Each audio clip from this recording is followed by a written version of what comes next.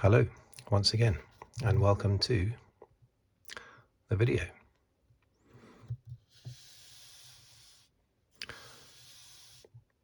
In this one I thought I would do something a little bit different and just have a little look at what's in the news with F1, Formula 1, Grand Prix racing.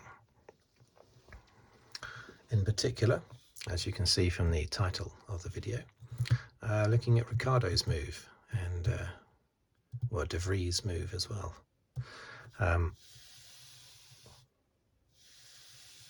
Just a few thoughts on that, basically.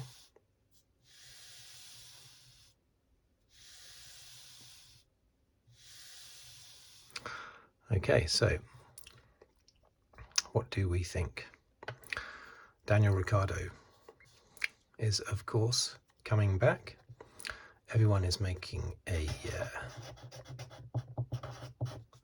big thing of his return.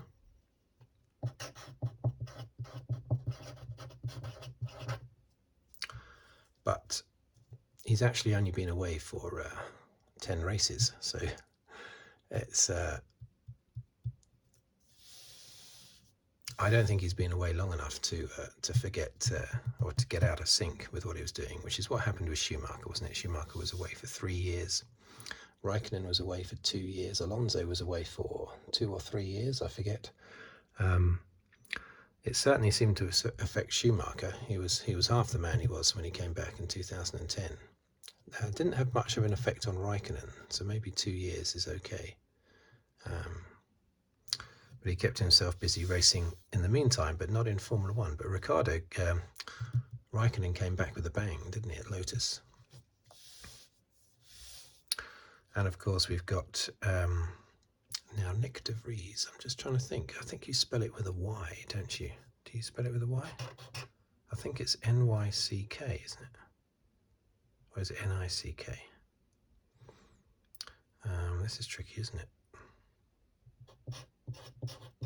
I think it's Nick, like that. Apologies if I've spelt it wrong, and it's N-I-C-K. I just suddenly thought maybe it is a Y. But apologies if that's wrong. Anyway.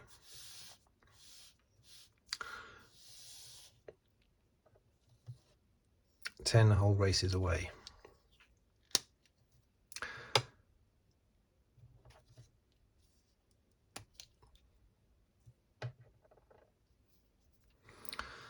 So, a lot of people are surprised that Daniel Ricciardo is coming back. I have to say I'm surprised that I didn't think of it sooner. It seems obvious now. I mean, Nick deVries has been underperforming.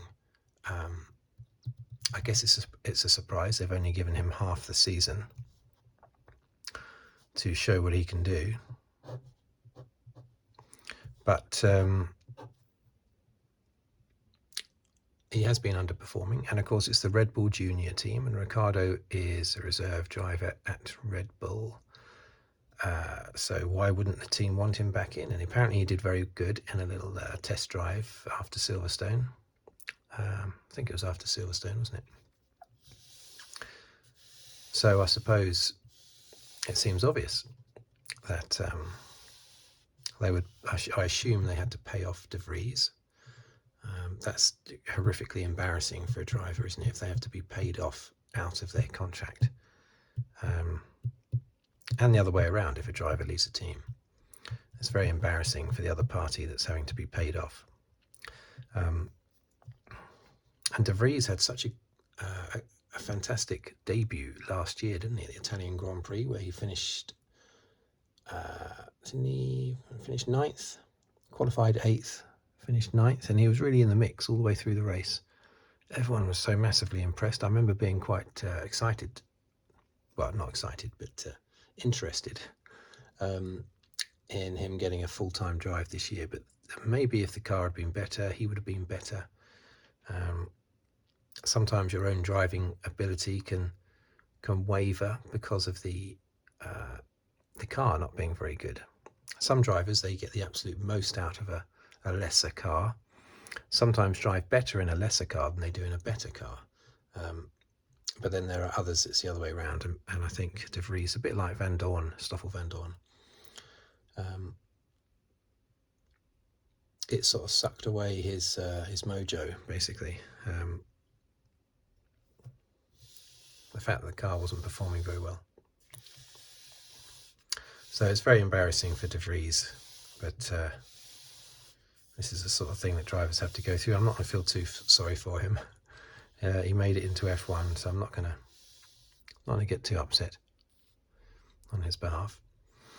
Daniel Ricciardo, some people are surprised he's coming back, as I said, to a weaker team, because he had been saying, apparently, I hadn't heard him, but people have been, it's been reported that he's been saying that he would not come back unless it was straight into a top team. But I don't think a top team would necessarily want to give him a ride straight away,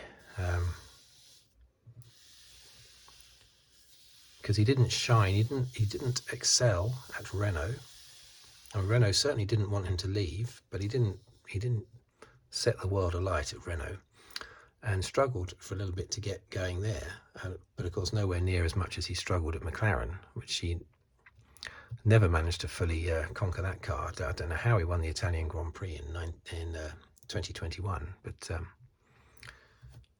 he did, and he may well have won that even if Hamilton and Verstappen hadn't taken each other out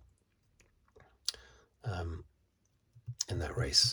Ricciardo could well have still won that race, because he was leading before that, wasn't he? He had taken the lead, and he was leading before those two crashed.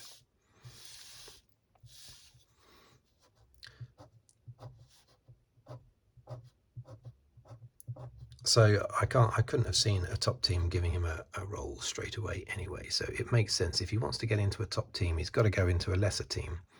All he's got to do is outdrive Tsunoda, and also do better than what deVries did, basically, which is not difficult, because he was actually last in the championship. There's a few of them on 0 points, but he had the lowest finishing position, or yeah, the lowest best finishing position. So he was actually last place in the championship. So, but will Daniel struggle in the Toro Rosso like he did in the McLaren? AlphaTauri, sorry, like he did in the McLaren. That's extremely possible, of course. He's only got 10 races to impress. None of this 2 years and I'll be up to speed business. He's got 10 races. If he doesn't impress in those 10 races, he's gone for good. So it is a risk, but it was the only way for him to get back into Formula One.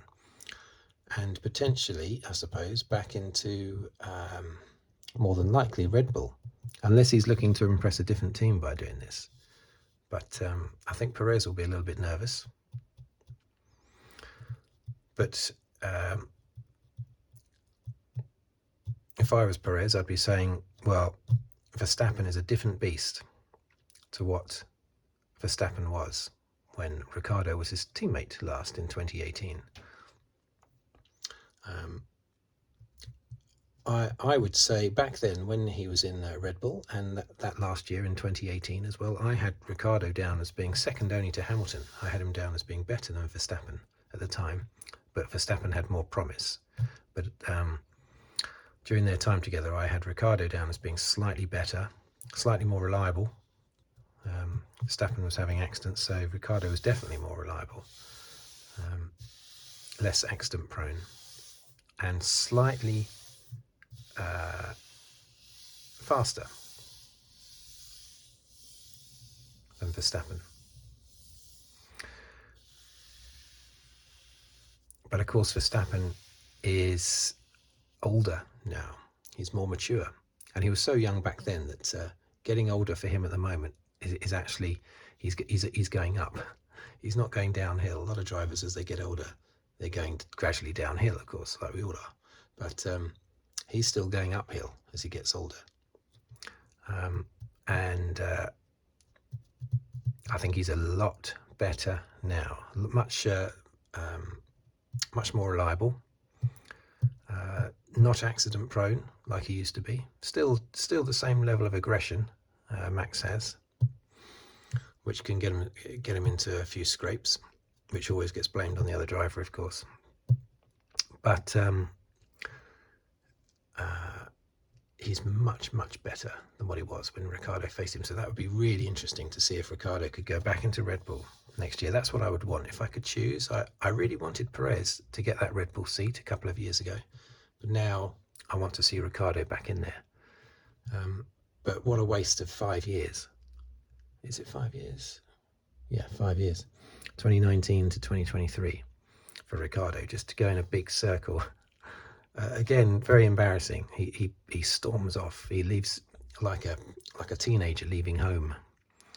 I'm off to make my fortune, and then they come whimpering back a few years later. You know, can I come back? Is my bedroom still set up for me?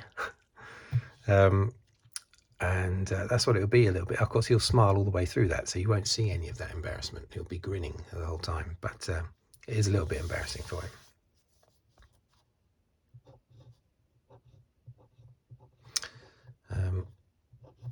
But I'd love to see what he can do.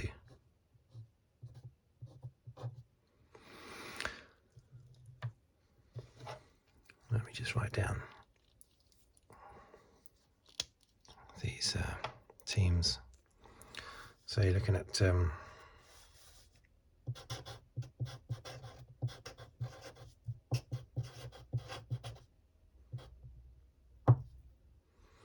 AlphaTauri.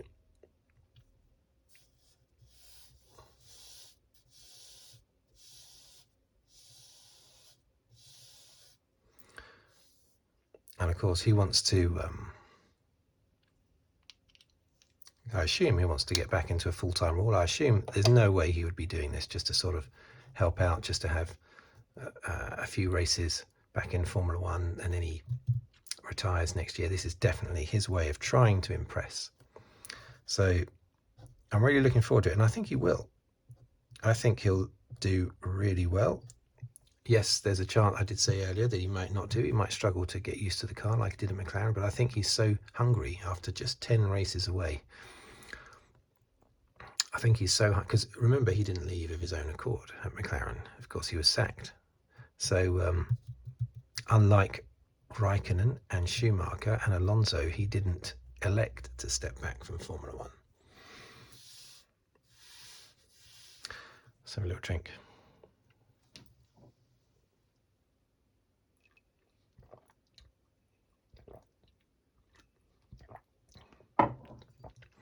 Yeah, he didn't elect to leave, so he would have happily stayed at McLaren and struggled on. Of course, he may well struggle with the Red Bull.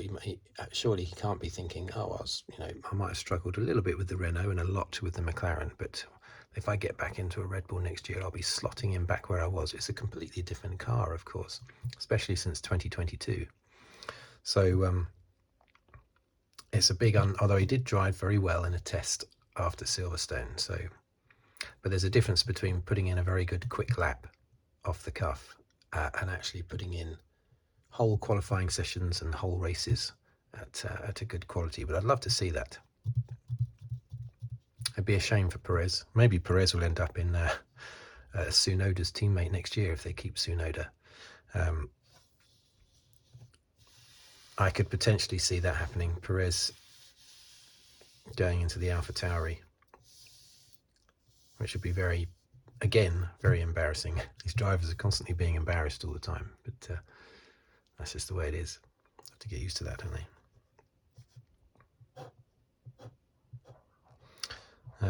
But yeah, that could happen. Perez at AlphaTauri and Ricciardo at Red Bull. Well, I'd love to see that.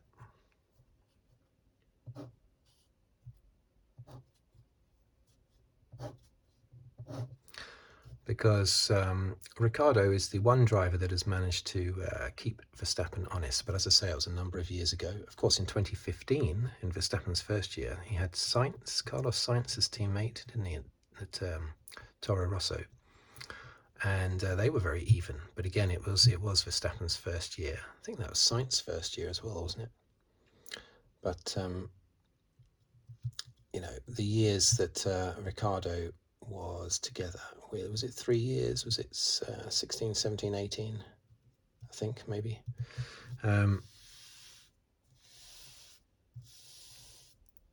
Those years, Verstappen was.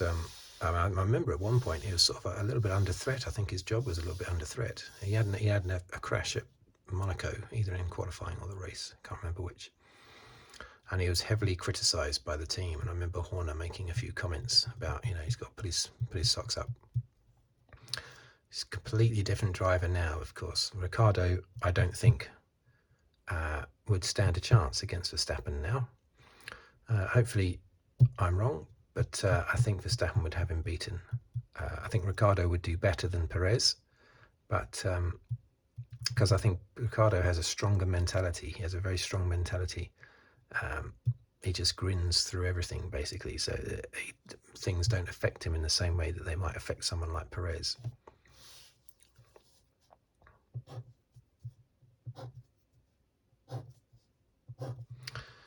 Also in the news, of course, we had, what else did we have? Talk of some new mudguards or something that's going to be attached or has been trialled at Silverstone to see if it reduces spray off the cars, basically. So it's nothing to do with improving the grip during rain, but it is to do with improving visibility by reducing the spray that gets kicked up from the cars. So that'll be very good. So I suppose primarily for health and safety. So the driver, it's always good when the drivers can see where they're going. That's in the news at the moment. Plus also, apparently Mercedes are not going to develop this year's car at all. They're now concentrating on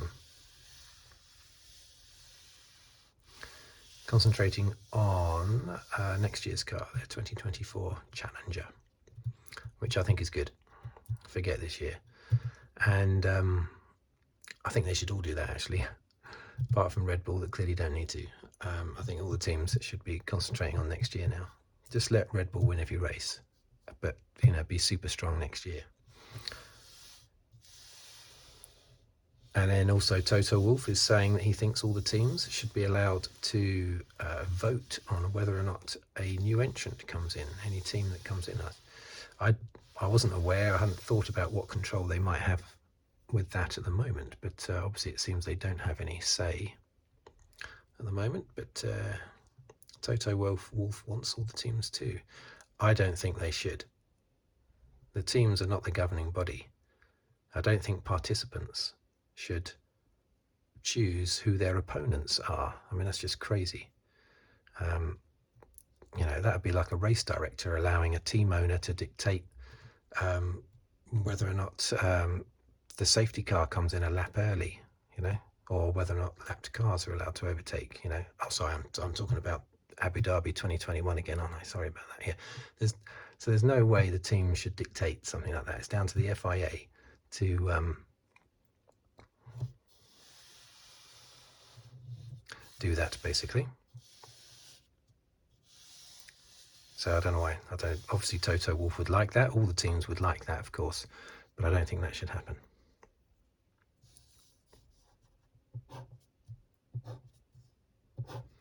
The AlphaTauri is a woeful car at the moment, isn't it? It's a terrible car. And Tsunoda seems to be driving not too bad, but I think that's because the pressure's off, because the car's so bad.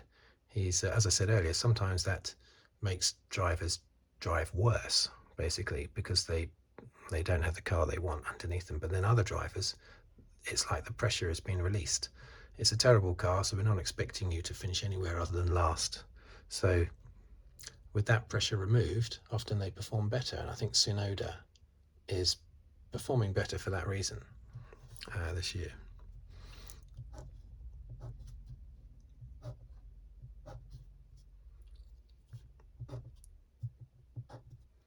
One thing I do hope is that Christian Horner stops calling Ricciardo. Maybe that'll, if he goes back to Red Bull, maybe he'll stop doing that. It might be an in-joke. He might be doing that deliberately as an in-joke, but I don't think so. I think he just pronounces his name wrong. So that was a very short video. I was just giving my thoughts on Nick deVries, poor old Nick deVries, and Daniel Ricciardo, and his move to AlphaTauri for the rest of the season. Very excited to see how he does. I think he'll do well because he's so pumped up and motivated because of the massive amount of time that he's been away from Formula One, 10 races.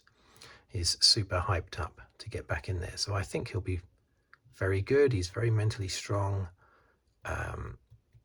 Let's just hope he doesn't just struggle to get to know the car, because 10 races is not enough and it'll be the end of his career. If he struggles to get to know this car quickly, then that's the end of Daniel Ricciardo's career, I believe. He's got to hit the ground running.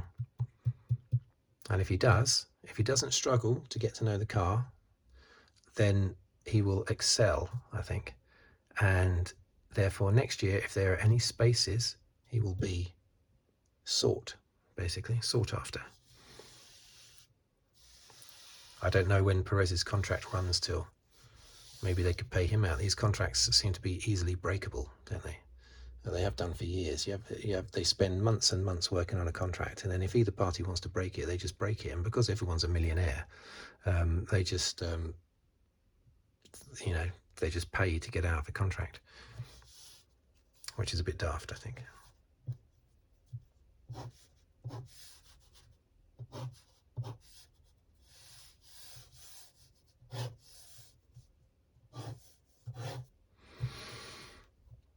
Just wasting ink.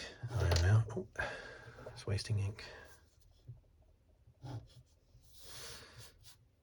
So there you go. Thank you for watching. Thank you for listening. It should be a good race, the Hungarian Grand Prix. I'm probably releasing this on the weekend of the Hungarian Grand Prix. So we'll see. This is probably being released after Ricciardo has already done practice and qualifying. So, or I might release it a few days before the Grand Prix. We'll see. Anyway, thank you very much for watching. Thank you very much for listening. And if you'd like to subscribe, please do so. And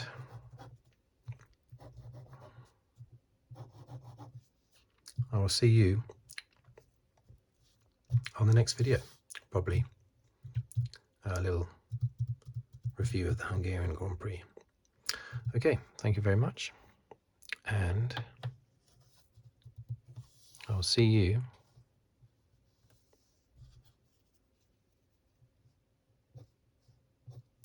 next time. Thank you very much.